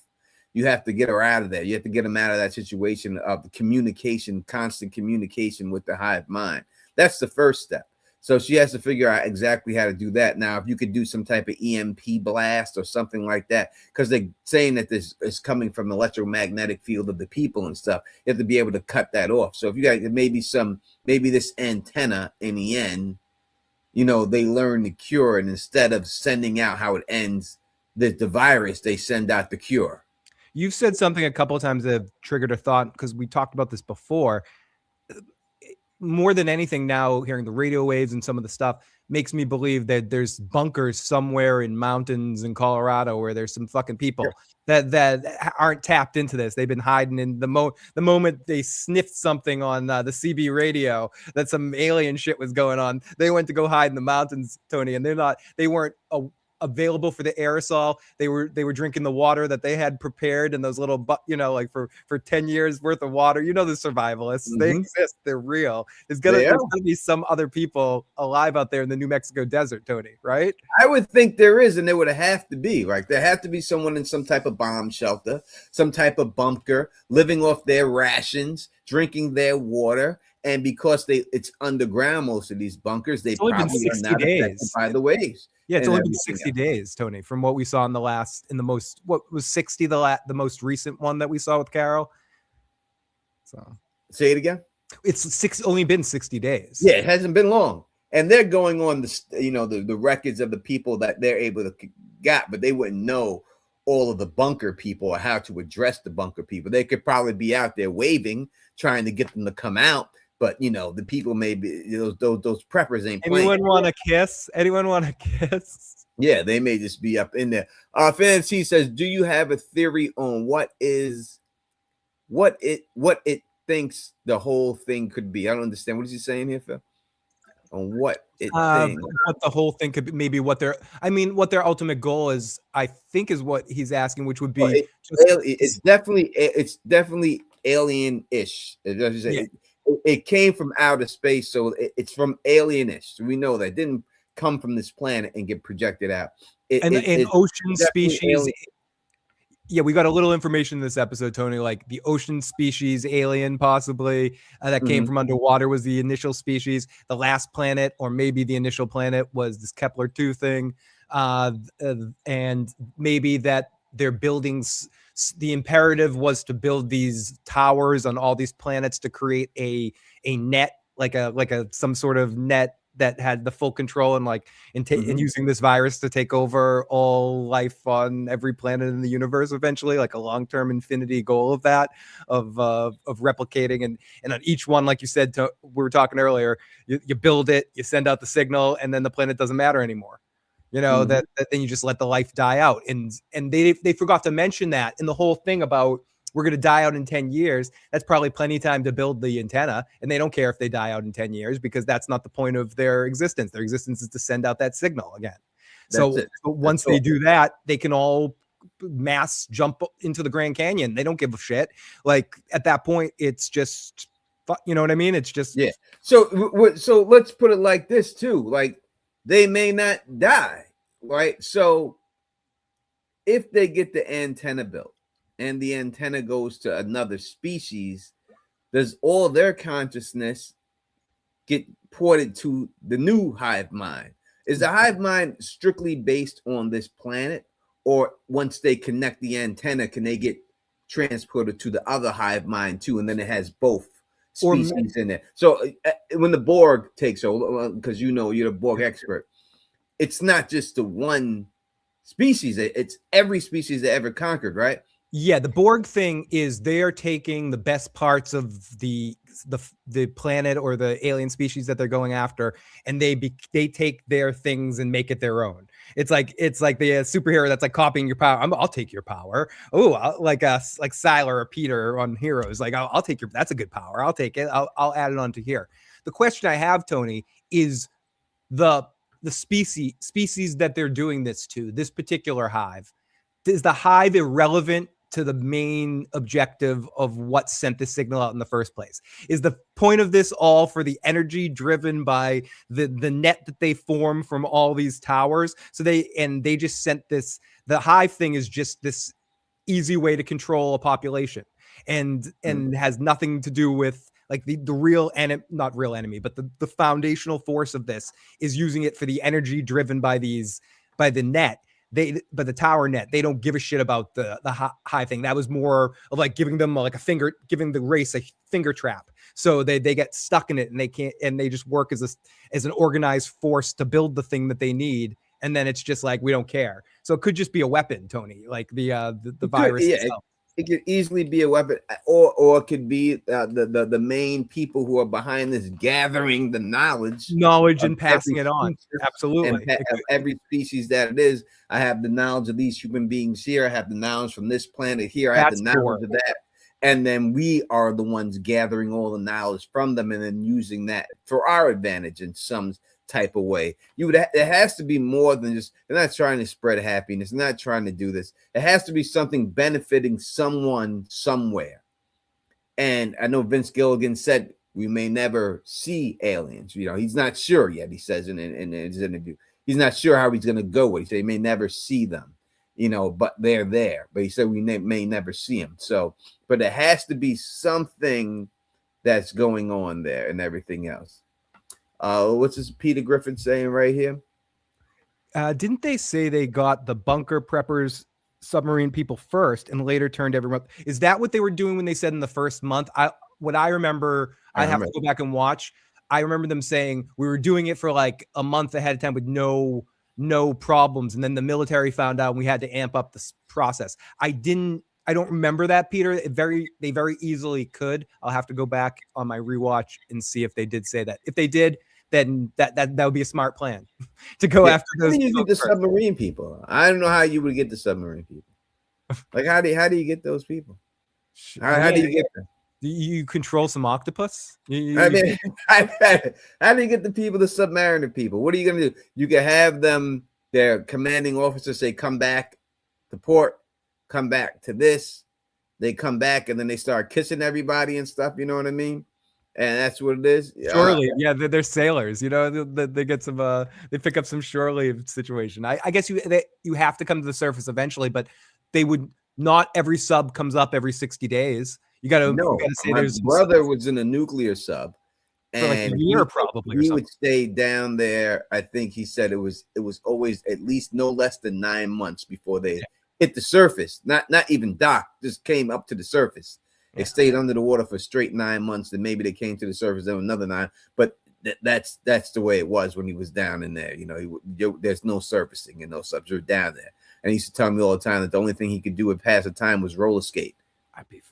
And that was, he said all the girls that were down there and the guys, they would just roller skate. And that was their fun for 9 months, is having a roller skating night. I don't get claustrophobic, but I would get claustrophobic in that situation. Yeah, no, I'm not about that. I'm not about that. And thank you so much. Just having fun. Saying I liked your most recent Pluribus video, Teflon. Thank you. I truly appreciate that. I appreciate it. I hope you thumbs up that video. Just like you thumbs up this video. That is the only way to spread this across the realm. Thumbs up. Again, I cover this show because I like the show and I enjoy the show. Not because I get views or I'm making money, because I'm not making shit on these videos at all. You know, nothing, zero, nada, you know what I mean? But I enjoy the show, so that's why I'm going to continue to cover the show. Sometimes, if it don't make dollars, it don't make sense, I won't do it, you know what I mean? Because it is time consuming, but I like the show enough that I'll just cover it, and whatever views I get from it, I'm just happy to meet my old peoples and new fans that could possibly be fans of the channel and all that other good stuff and everything. So just happy to be here. So make sure you hit that thumbs up for your boys right here. #1 show for the fans, by the fans, up in this piece. The Don Tony Teflon. Feel the issues, guys. You can call us up at 518-290-0848. That is 518-290-0848 if you would like to speak to us live and have it. Phil, I have to go refresh my drink. Is it possible that you're good? Well, I do that. I am good. Go do it. Go. Also, crack open that seal. Let's definitely some smart preppers hiding somewhere. Says Dr. Rich. I would assume there was. I've thought since the beginning that we have to bump into some, but if they did make it a point to mention that, I could see them hunting that out and having constant surveillance and assessing where people are. But still, there's some people that would be difficult to find. So season 2, that's one of the big things I think that I expect to see at some point. Some more unexpected humans popping up. Let's go in the live chat. Hey guys, another great show. Thank you for Tony for putting on. Thank you to Tony for having me. And it's wonderful to be able to come out here every week and talk about this show, whether on my streams or out here with Tony. So make sure you subscribe to Teflon TV and check out all of his theory videos for Pluribus, because he put out some really awesome ones this season. Manny is kind of like Rambo. They must have licked a ton of donuts and sent them to the subs. That's what they did. They beamed licked donuts deep inside the submarines. That is a real hunt for like like red delicious Octobers. I don't know. That's horrible. I'm sorry. It's bad. Hey, Black Candle. Great to see you. But they're licking donuts and sending it everywhere. The roller disco in a submarine makes me think of something that you'd see in Severance. You know, suddenly it's roller disco party event. You know, congratulations, you've achieved a great goal today. It's time for roller skating disco party night. I'm sure we'll talk about that at the end. Sonic, your boy. Here we go. DJ Better, it's great to see you in the live chat. So yeah, they've been licking donuts. They've been licking lots of stuff for sure. I mean, there's so many things that need to happen in this next episode, but I think this episode to set up next season, but I don't know if we're going to get a time jump of any sort or anything like that. My biggest curiosity is going into this is, do we find out about any of the other 13 people converting over to the hive? Obviously, we know that we're going to see the meeting between Manny and Carol. How Carol's going to handle that initially, I tend to think she's going to use some subterfuge, or she's going to play it off, because they're going to deal with the translation barrier at first. So he's not going to immediately assume that Zosha's anything but, or even worry about her. Like Zosha's going to make sure she's scarce, because at the beginning of at the end of the last episode, she pauses. You have a guest coming. Like Zosha's gonna peace out. Like she's not gonna be hovering. She's not gonna be Yoko Ono in this situation. She's gonna be disappearing. You go deal with this. We'll be back, Carol, because they can spy on her from a distance. And if you see, is it okay to talk about images that not spoiler images? Yeah. If you look in the scene where they're talking, they have umbrellas up, and she's got the Google Translate thing in front of her. So they're hiding from So they're actively trying to hide from the satellite thing. So whatever they're talking about, Carol does want just between them, and she will be talking to him initially. There's another scene that shows, and again, these are the released images that shows them sitting together, and he's sitting at a table with Zosha, and he doesn't look too upset. So it will be cool to see where this goes. So that would I watch a lot of YouTube, and I watch the guy, CIA guy, former CIA guy, who's talking about his life in the CIA and everything else. And he said specifically that they have the ability, the CIA, so I would assume that other agencies or other people could do this throughout the world, to turn your speaker on your television set to a microphone anytime they want. Said straight up, they can take your speaker on your television set and turn it to a microphone wirelessly and hear everything that's going on inside of your house, anything they want, anytime they want, right? So if they can do that, we have to assume they could do that. It'd be easier to do it with a cell phone. Oh, yeah. So even though they're using Google Translate when they're doing that. Batman did that in The Dark Knight, or he could use it as like a tracker and stuff like that. Yeah, so whatever they're saying, in the end, I would think that it's not going to be private no matter what. No, they may think it's private. Mm-hmm.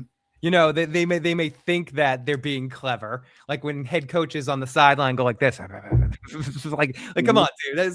Someone could be playing. Baseball players put the glove in front of their face. Yeah, in their face. Like they're gonna probably try to do something like that. Or when Tony Soprano and Christopher go in the basement and the feds have the thing, and he thinks turning the air conditioner on will stop the thing. Rest in peace to a Wire actor, season 2 Wire actor who passed away in the last. Who? Ziggy. Oh, yeah, Ziggy passed away. Yeah, I believe I saw that as we were starting. Oh man, see, that's his character's name. The season 2. You talking about Bubbles? No, season white 2. Guy. The white guy. The white guy. Yeah, the piece of shit from Porn Stash's younger brother in season 2. Yeah, the white guy who was there. Yeah, I think his he kind of looked like he reminded me of he always sounded like he had a spit in his mouth when he talked. Yeah. Listen, Porn Stash. Should we go down? Yeah. He reminds me of like the actor that was in what was that movie? Damn it. The movie that the guy was just a pervert to make it. The pervert guy made it about, the one that Roman Polanski? No, not that pervert. Different pervert. It's so when you say pervert, it's yeah. Yeah, there's a lot. We're talking about Hollywood here. This guy was guaranteed a pervert because all he did was shoot these young girls' crotches. The same one with the Puerto Rican chick from got her start in that plays Osaka. Oh, Rosario Dawson. Yeah, her first movie, Kids. Okay, that okay, that pervert. Yeah, that yeah. He looks like Telly's brother. Like that. She reminds me of he was he was in that movie and stuff. And all that. But that guy is definitely a pervert, right? Yeah. No, fuck yeah. That's what I'm saying. There was two. I was gonna say Woody Allen too, and I was keep going. This guy it was blatant though. This guy, he was just shooting their crotches in every other scene and stuff. That motherfucker, he was blatant about it. He didn't even try to hold back and shit. He was making like it was his personal fucking collection. That motherfucker, and all that good stuff. What's going on? The Wolf Spear in the building, rocking with a shot, and not everybody in the goddamn. Yeah, pervert is such a funny word. The word itself is just a funny word. All you got, that good stuff. Oh my God, it's yeah, but it was like Woody Allen. Did he? What are we talking about here? You pervert. Pervert. But yeah, so rest in peace to him, 100%. You know what I mean? Rest in peace to that cat. Rest in peace to all these people. Rob Reiner. Yeah. Rest in peace to him. I mean, this guy. We'll do a little quick tangent. Just give us about 5 minutes to talk a little bit about Rob Reiner without y'all running away if you can. Because we didn't really have a chance to speak about Rob Reiner. Rob Reiner, from going from Meathead all the way to what he had became, is obviously he was born with a silver spoon. Reject that notion that what he did and what he got was because of that, because his talent stuck out way beyond that. And if you look at all the movies the man created and everything else, and I always say when in order to be considered one of the greatest directors of all time, you have to be able to do every genre. And I don't think there's a genre. He did a black film. He's done that. And then Burning Mississippi, he did that. He's done every type of film that there is to do, and he's done it well enough that he could be within, I would say, easily top 10 of directors of all times, from what he put out and everything else, from all the genres. Because I look at, you got to be able to, like, Steven Spielberg's number one to me. He's done every genre and done every genre great. There's nothing Steven Spielberg hasn't done that's great, But when you look at when Harry Met Sally, the rom-com, when you look at anything, the man is Stand By Me, Misery, he's done horror with Misery. Everything he's done, he has a hit in every genre, and that is very rare for a director like that. And it's crazy because you look at the stuff he talked about versus with Archie Bunker. And all the stuff he talked about, it seems like there's a lot of Archie Bunkers running around. You would think they would have died off the Archie Bunkers, but it seems like there's a renaissance of Archie Bunkers out there right now. What do you feel about Rob Reiner? People think he's meathead in real life, and I think he embraced that to a certain extent. I agree, Tony, especially when you said everything you said. But a lot of people grow up in the Hollywood circles and stuff like that, and they don't make what Rob Reiner made of his career and really transitioned. And he kept acting too. He's great in Wolf of Wall Street and The Bear. Like he was still doing stuff. He'd pop up in a movie here and there. He was amazing in Spinal Tap 2. Did exactly what it should do. It didn't suck. It reminded me of Bill and Ted 3. Like it wasn't. People don't talk about it because it was just good. It was good, but he created probably not even just arguably, I'd say inarguably, like a lot of people would put this movie as their favorite movie of all time, The Princess Bride. We could list all the stuff he did, but Spinal Tap and The Princess Bride alone, and When Harry Met Sally might be the best improv, like Christopher Guest kind of like Best in Show, like all those type of movies. Like Spinal Tap is the best of them all. Stand By Me, we gotta throw that. Stand By Me, oh my God, great story. And Spinal Tap, for those of you, as I said before, amazing. But The Princess Bride, When Harry Met Sally, you mentioned it a second ago, but might be my favorite romantic comedy of all time, just as like a romantic comedy. Just amazing, hilarious movies, but also, as you said, did lots of different genres. Yeah, if I named everything he did, it would just be too many. I think there's a lot of movies that people don't even realize that he. I mean, he did Wolf of Wall Street.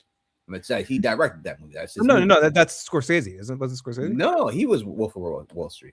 Really? Look it up. Bring it up, Phil. No, I think he was an actor in that, but I think he directed that. That's his movie, right? I don't know. I thought that was a Scorsese movie. It was. Let's pull it up. Let's see. Wolf of Wall Street. Yeah, directed by Martin Scorsese. He was an actor in that. He acted in that movie. What? I thought he did. No. But he was a big part of that movie. He was a big part of the success. But no, that was one of Scorsese's best, actually. Like that's I had to pause because I was so wrong last time, so I didn't want to say that. But yeah, that's like one of my favorite. I think that's the last really great Scorsese movie. I think Scorsese's done some good movies since then, but that's his last great one. All right, so he did Spinal Tap, The Princess Bride, then Stand By Me, Spinal Tap 2, Misery, A Few Good Men.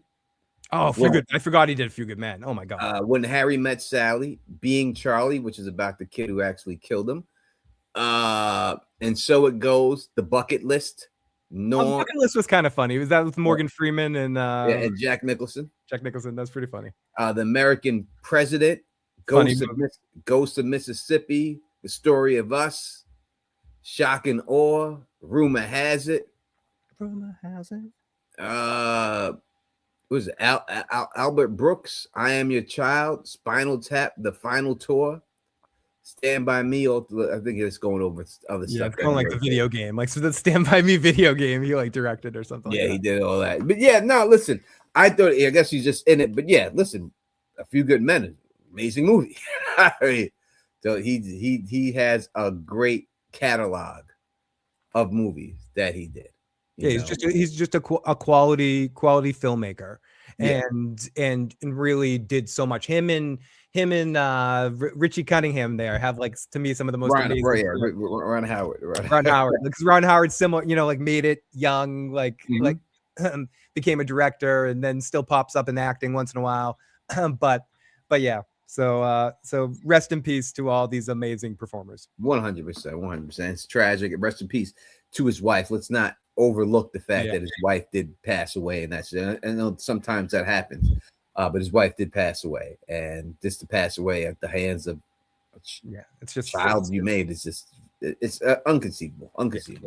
All right, back to the fun stuff, and we're talking Pluribus, and no pun intended with the, even though Rob would find it funny, inconceivable. Back to what we're talking about here. That's Pluribus. We're talking theories and everything else and all that good thing. Phil believes that it will be Zosha who dies. I'm going to go with Manny in this situation. That Manny gets.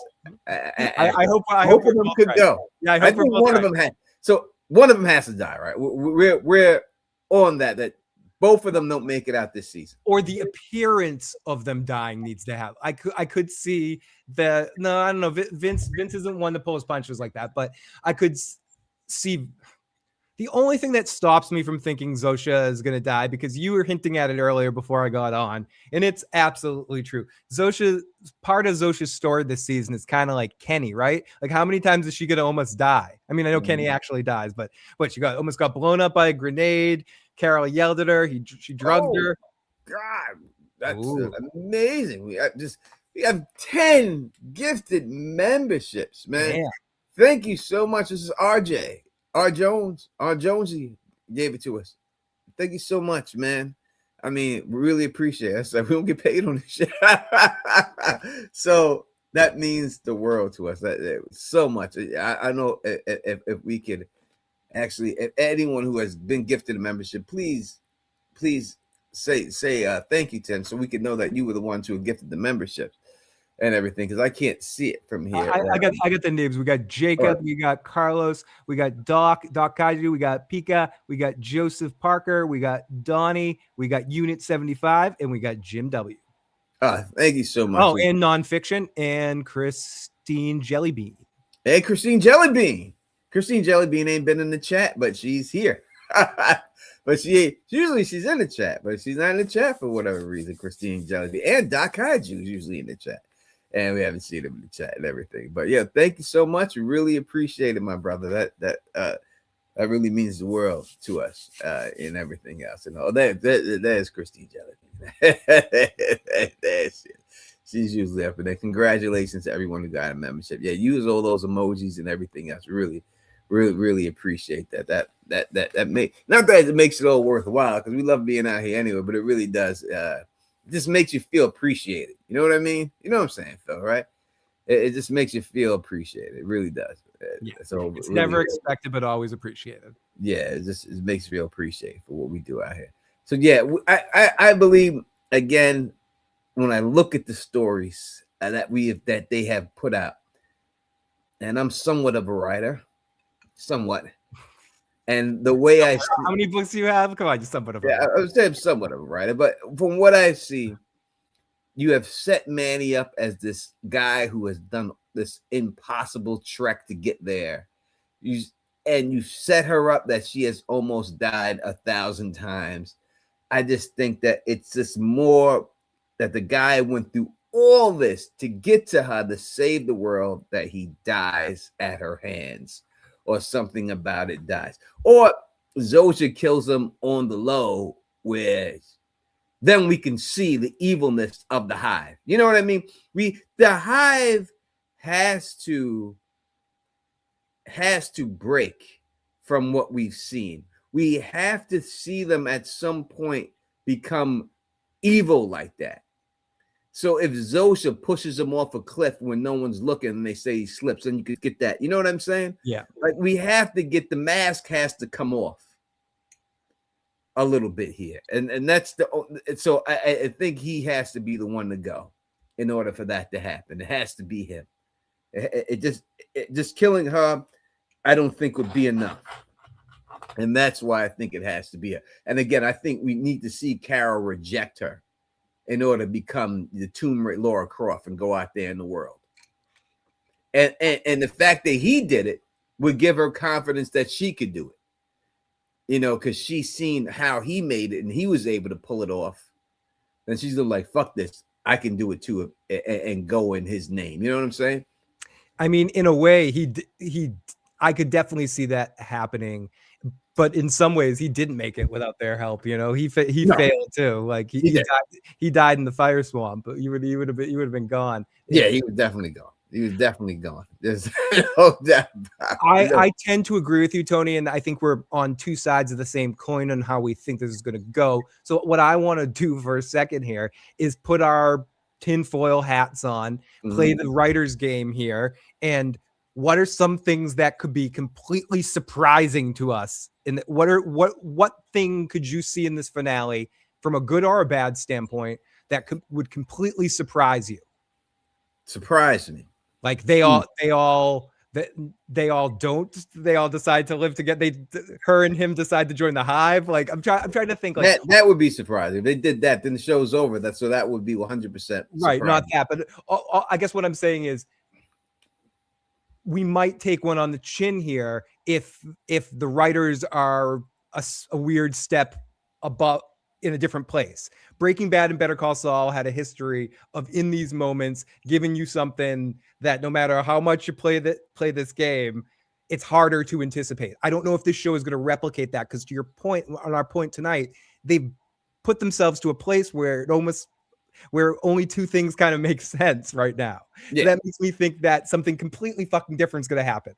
That we're not even some, and that's why I want to play the ridiculous game. Like what could be something that we're not. Ridiculous would be that Manny and her find the way to break Zosha out of her spell. Zosha is in love with her, wants to be with her, and then they all three go off together to break it. That would be the most ridiculous thing that I could see happening, if they were able to do something ridiculous. Like somehow Manny comes up with a way, they figure out, we block the signals, go down into this, you know what I mean? And that's what this Zosha being preggers. Yeah, that would be ridiculous. I guess Carol deciding to want to join the hive with Zosha, like saying to Zosha, like, okay, I want to join the hive too with you, and the season ending with Carol wanting to join.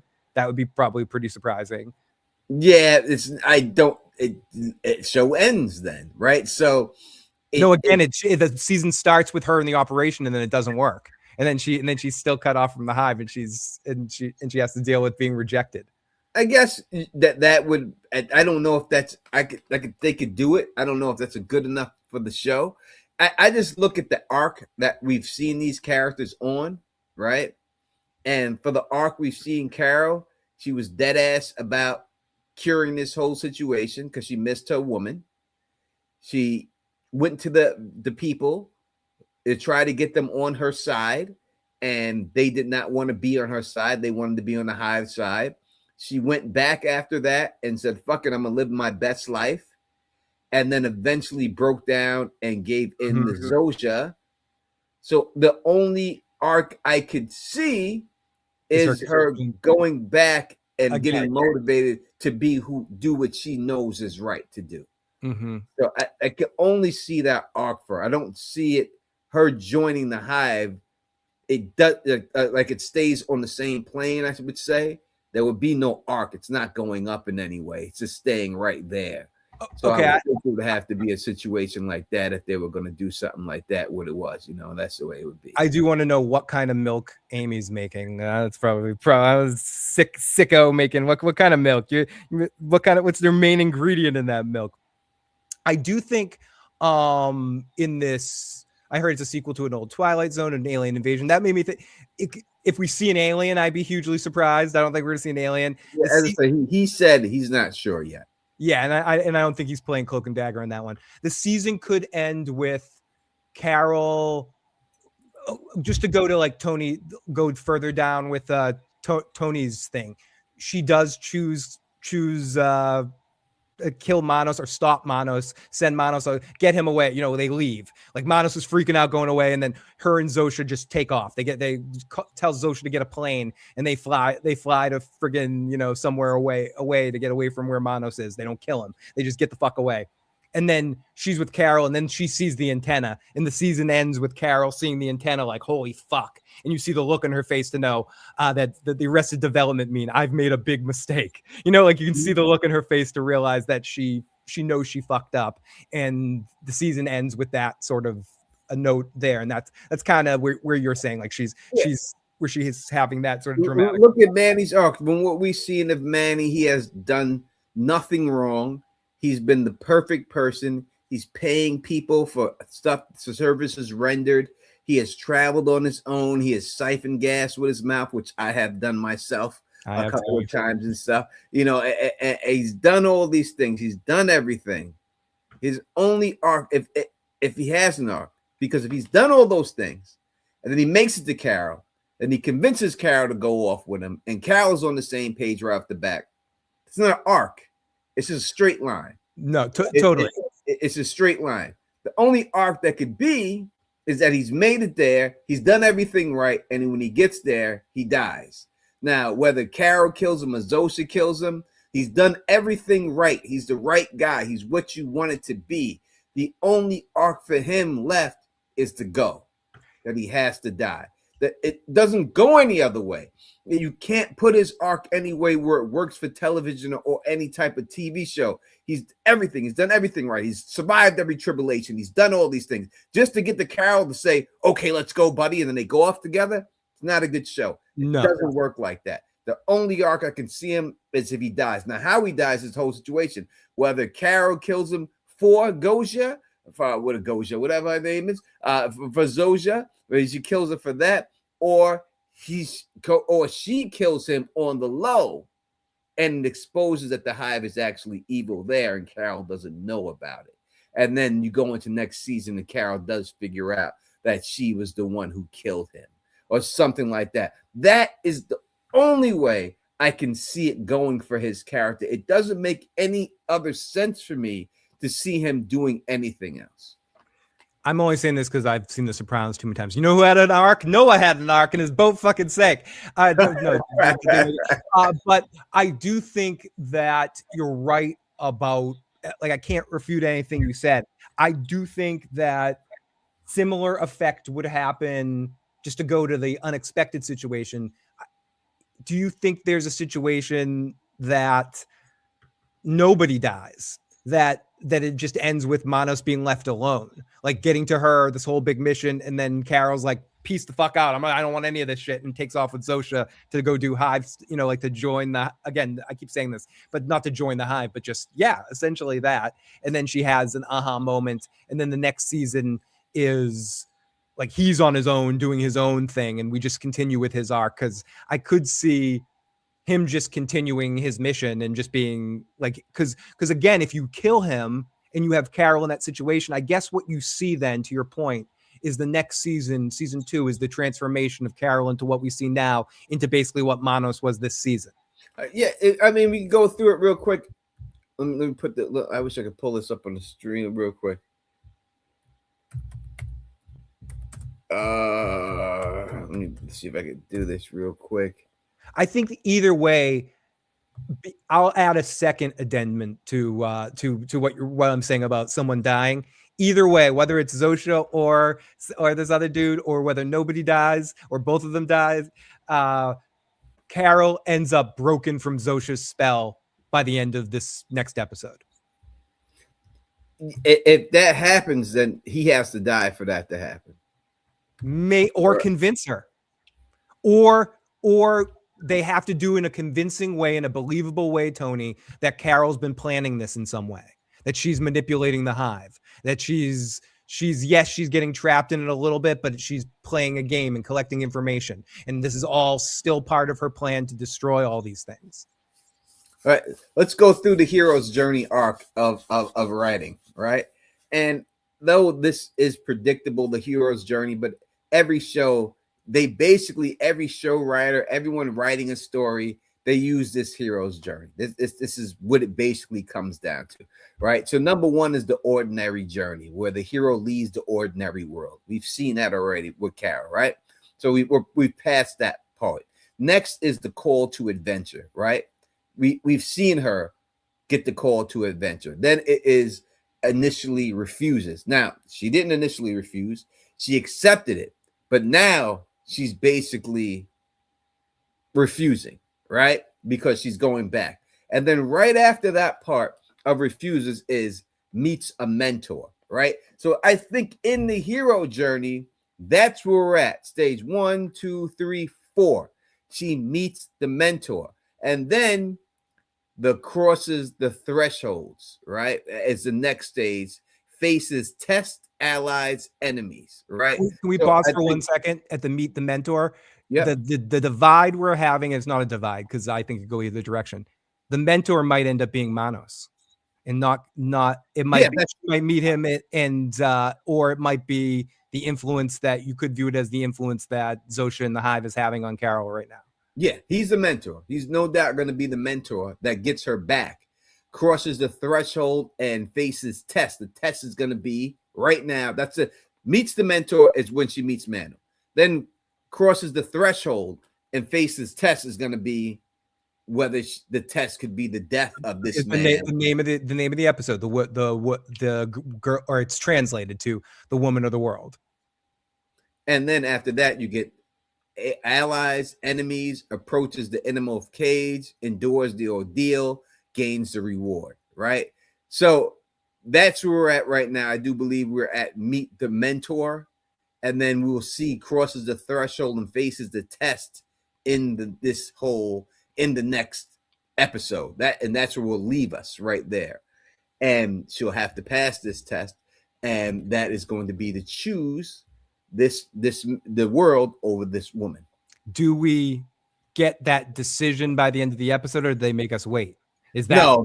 I mean, if they titled the episode that, then they're telling you it's going to be one. And Vince isn't one for making. He does. I mean, Hank took a shit for a year and a half waiting to tell Walt after he found out who Walt was. But for the most part, like cliffhangers, they usually end with a bang and then give you. It's more of a Game of Thronesy kind of style with Vince, so, like, where you do a big thing and then you clean it up. Yeah, the thing with cliffhangers, so the term cliffhangers comes from the Batman show that came out in the 70s. That's where the original term, like it got popularized, was because Batman would be hanging off a cliff and they'd be like, "Oh, what's going to happen? Get him this time. Next episode, blah blah. Find out." But the thing about a cliffhanger is that when you have a cliffhanger, the person never dies from the cliffhanger. And you always have to remember that. So anytime they give you a cliffhanger, it's never a cliffhanger where someone's hanging off a cliff and then next episode he falls. That's not the way cliffhanger makes you think he's going to fall. And the next episode, he figures a way out of it. Right. So that's the whole cliffhanger situation. So they have given us the cliffhanger last episode, but this episode, she's going to have to come clean and everything else. You know what I mean? You don't die from the cliff. No one in the history of television or movies ever dies from the cliffhanger. You just don't. It's just to get you suspenseful, to get you to figure out exactly how there is. I remember there was one episode where Batman and Robin were going against this glue guy, and I don't know if it was the glue master or something with glue, and he shot them with glue and stuck them inside of the Batmobile. And I remember Robin looked over at Batman and goes, "Holy Elmer's, Batman, we're stuck." I love that one. One of my favorite ones, Tony, is they're falling and Robin like bites onto a rope or like a ladder with his teeth to hold on. And he when they get to the top, he goes, "Holy dental solutions, Batman. Thank God I brushed my teeth." Or something like that. That's one of my favorites. Hey, listen, people know Elmer's is the glue. I don't even know if they make Elmer's glue anymore. Yeah, they do. Oh, I was growing up and had a little orange top and everything else. The Elmer's. Yeah, they still do. Elmer's got that market covered. I mean, I remember I was in kindergarten, and there was a little white girl named Kelly that I wanted to impress. I remember this specifically. I wanted to impress Kelly really bad, and in kindergarten, I remember her. She couldn't get her glue open, her Elmer's glue. She couldn't get it open, and stupid me, I go over there and I say, "I open it for you, Kelly," and instead of trying to twist it, I just squeezed the bottle to prove that I was strong, I guess. And I squeezed this motherfucker so hard that the top flew off. It turned into a Diddy party. Oh, yes. I definitely was Diddy-fied. Turned into a Diddy party right there. All over my face and my afro. I had glue all over me. And the whole class and even the teacher laughed at me. And I just remember running out of there, just crying my eyes out when I was little. I remember that still to this day. To this day, I remember that situation when that happened and stuff. Still to this day, that happened to me in kindergarten. All over. Damn Elmer's glue. I want to jump on a couple comments and get your read on it, Tony. Christine Jellybean in the live chat says Carol is definitely grifting Zosha and the Hive. And Golden Age adds Carol is gonna go Sarah Connor eventually. She wants revenge for the Hive killing her girl. So I ask you again, is there a way that they could do in a way that was satisfying to you that Carol is playing the grifting game? I would say no. I just don't see, when we look at the hero's journey, and I just looked at it right now. I never used that before, but I don't see how her journey would be. I was playing them the whole time. I don't see them coming out with that. Like, it just doesn't make sense to me. From what they started her with to where they ended her with, she needs the mentor to break her free. How do you think the conversation is going to go? We've seen in the picture her and him standing under an umbrella having a conversation with Google Translate. How do you think that conversation goes? Listen, she's already told him "fuck you" once, right? We've heard her get to that point with him already, right? Like "fuck you." And do you think it continues from there, or they have, or no, I think, but I'm saying she's already been willing to say that to him. I can see her being willing to say it to him again. Yeah, she said it to everybody. Like she has no chill. She doesn't give a fuck when it comes to that stuff. She's gonna come at him hard if she's disagreeing with him. But I tend to think she's probably gonna kiss his ass at first and be like, I don't know exactly. It's kind of interesting. Like, what is her reaction gonna be? It all depends how. Is she gonna have like a holy shit moment where she's like, "Oh my god, what have I been doing?" The moment she sees him, because they're gonna warn her that he's right here. She already knows. They're gonna be like, "He's outside the door. He's coming right now. Do you want to see him?" Like, they're gonna say, like, he's not gonna knock on the door. He's just gonna be there. They're gonna tell her. They're gonna tell. Zosha already said you have a guest that's on his way here. That's on his way, but when he gets there, it's not gonna be a shock. Like, he's gonna open the door. She's gonna tell her he's at the door. But right still, now. I guess she's already met other real people. It's not like she hasn't met Kumba or the other group of the English speaking group. Like she's met all those people before. I wonder if she's going to have a visceral moment when she sees, as you were saying, someone that's closer to the way she originally was, and has sort of like even just talking to him for a few minutes sets her brain a little, like gets her to start Well, being how like, long do you think it's going to take for him to get there? I think he'll probably arrive halfway through the episode, right? I'm saying in total, like days, weeks, when the next time the episode airs. Will it be weeks have passed? Okay, months? so right now, this gets back to what I was saying earlier. It's 60 days right now. I think it will probably be, 90 days? 90 days by the time he gets there? Yeah, maybe 75 days. He's in love with this chick then by day 90. By day 90, I mean, she's already feels like she's in love. When you're willing to go and where is he? Is he driving from Panama now? Did they just give him the Panamanian hospital? So yeah, he's still over there. So if it's going to take him if it's that long, and she's already integrated herself to the point where she's willing to sleep in the same places they sleep to conserve energy so they can get this antenna off the ground, she's going to be way smitten. They had sex 1,000 more times, eaten 1,000 more things. She is not going to. So it's not that long, Tony. It's 68 hours. 68 hours. All right, so a couple of days, and just a couple more days. All right, a couple more days. That's different. That's a big difference. That's a big difference. I'm sorry. That's why I wanted to look it up before we went too far. So it says it's 68. So it says it to drive from Panama to New Mexico, 68 hours, 26 minutes. So let's say it takes him 80 hours. Well, no traffic in this motherfucker. It's true. No, it's true. He's got to stop for gas, but he's sucking gas the whole time. So that might take some time. No traffic, no nothing. Just zoom right there. He's there. You can go 100 miles an hour if there's no fucking traffic. That's true. You can fucking fly. And that tank, if they left him with full tank, he could make it pretty damn far if he just zipped 100 miles an hour down the road before he had to. Yeah, you can fucking get there. You know what I mean? So if he gets there quick, 70 to 80 hours, it's going to take him to get even so, that I still think it still applies. The puppy love phase that you would be at with this chick right now after being alone for such a long time and begging her to come back. You know, I still think that it would be the same thing. She's not going to want to give that up at all.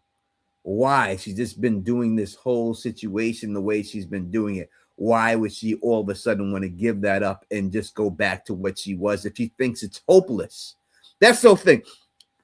She has to get to the point where she doesn't think it's hopeless anymore, where she believes that they can actually pull this off. I still think she does. That's why she's the only evidence that I'm going to say that we saw in the last episode to go towards what people are saying. She's in on it. She never stopped writing on the board. So some part of her still is engaged in that plan to do it. But she did, even when she decided to go in her book and read that. And that's the other thing, Tony. I've seen some people mention this, so I want to mention this as a way of symbolizing the manipulation. She, knowing that these things will read her book and be obsessed with her words, could she be trying to manipulate them through the book somehow? Or is she getting manipulated to herself? Yeah, true. Listen, we know she's not a great writer, right? Her girlfriend said it. That's not a good book series. Her girlfriend said she's not a good writer. She can't do it. But let's just let her put it out so she shuts the fuck up, because it's not going to hurt her other work, right? Let's just placate her. So she's not a good writer, because that was her whole beef, that she couldn't believe that people actually fell in love with the bullshit she was putting out. And she felt like a fraud. She knows she's not a good writer. She felt like a fraud. She wanted to put out something that she could actually that she felt she could be respected for. But her girlfriend was like, this shit really sucks, but hey, let her put it out there anyway, just to help her out a little bit. You know what I mean? So that's what happened with that whole situation with there.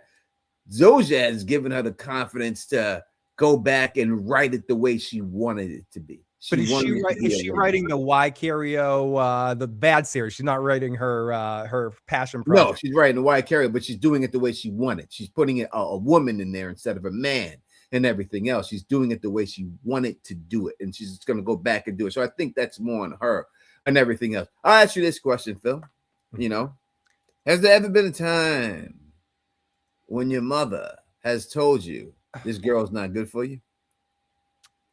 Yes, when my mom was around, every every girl.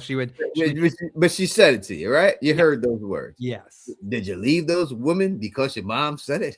No, I'm not Norman Bates. You never do, right? I'm not Norman Bates or Jason Voorhees. Those are the people that do that. You don't do it. No one leaves, no matter what nobody says.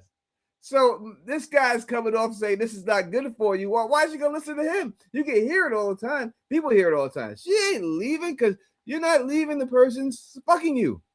All right. And that's just the bottom line. And that's just what it is. And that's what she's going to experience. God's going to tell her it's bad for you. And she's going to be like, when I'm coming, it don't feel bad. It feels pretty good. And that's what she's in. And she has to break her from that. And I think the only thing that could break it is maybe his death. It would be the thing to break it. But also it could be a situation where Zoja kills him on the low and she doesn't know when they go into season 2 and we could see the evil of the hive finally. And that would be a big surprising thing considering all they can't pluck apples off trees to hurt things. If we do see that that's some sort of ruse and they can sort of do the Batman, it would be more something like he's in a situation where his life is at risk and she doesn't save him. Yeah, I don't think we could actively. Haymaker saying, "Yeah, Zoja can't kill." You know, as what did Batman say to Raja? I can't kill you, but I don't have to save you. There you go, and that's what it is right there. Sorry, they don't have to save him. If she puts him in something happens in the position where he's falling somewhere, and she doesn't stick her hand out to save him because she doesn't have to, that would be the thing that pushes it over the top, and that's the way it would go. You know what I mean? And that's how we see the dark side of them, and then we're left with that knowing. And then eventually Carol figures that out and then leaves Zoja. I think Zoja, she has to overcome that, and I think her dying doesn't allow her to overcome that situation. And I think we need to see her overcome that situation for herself, so that something like that could go down. Sonic, I do it more, but I'll sound like it'll destroy my throat. Yeah, this town needs a hero, Sonic. Sorry. That's how my girlfriend on From sounds when she starts talking. I don't want to change my clothes. Listen, Tony. You're the hero that this town needs. That's how she sounds. My girlfriend from when she starts talking. I'm not trying to change my uniforms. I don't want to get comfortable here. And all that. Oh, look at that. Pixie Vine says, Phil, you sounded kind of sexy there, Phil. Oh, thank you, Pixie. I appreciate you continue to make me blush, Pixie. Thank you. We appreciate that. 100%. All right, we're gonna wrap this up. We've been on here for 2 hours. I gotta work in the morning. Phil gotta work in the morning. You have to work all week? I have to work every day except for Christmas, and I'm working the day after, right after. So yeah, I'm working all fucking week, basically. I'm working all week, always. I got 1 day off, and then that's it, and then I'm right back at it. So it is what it is. Yeah, everybody else in my job, they're not working that Friday. They're not working on the eve. They got all of it off. But a lot of them are ladies. I think I only work for one other man who just got hired there, and a lot of them are young and they have young kids and everything else. So they deserve to be home with their family. I don't mind working. I don't have family issue things like that anymore. Their kids are young. They deserve to be there with them and do all that. I've done it myself, so it's time to pass the buck, and I will take one for the team and get the job done while they're spending time with their family. I have no problem with that.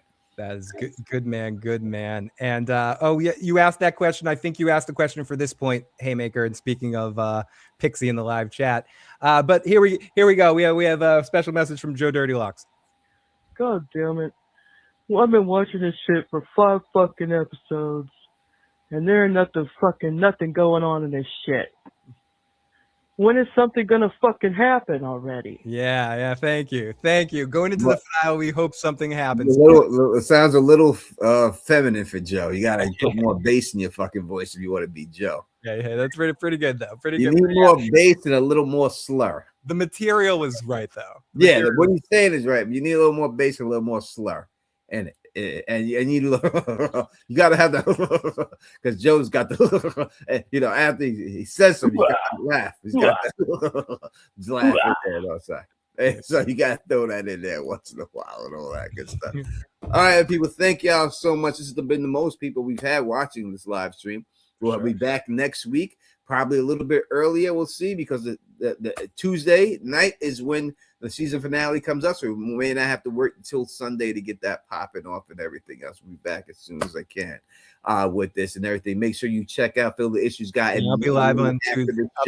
I'll be live Tuesday night. It goes off. He will be there Tuesday night.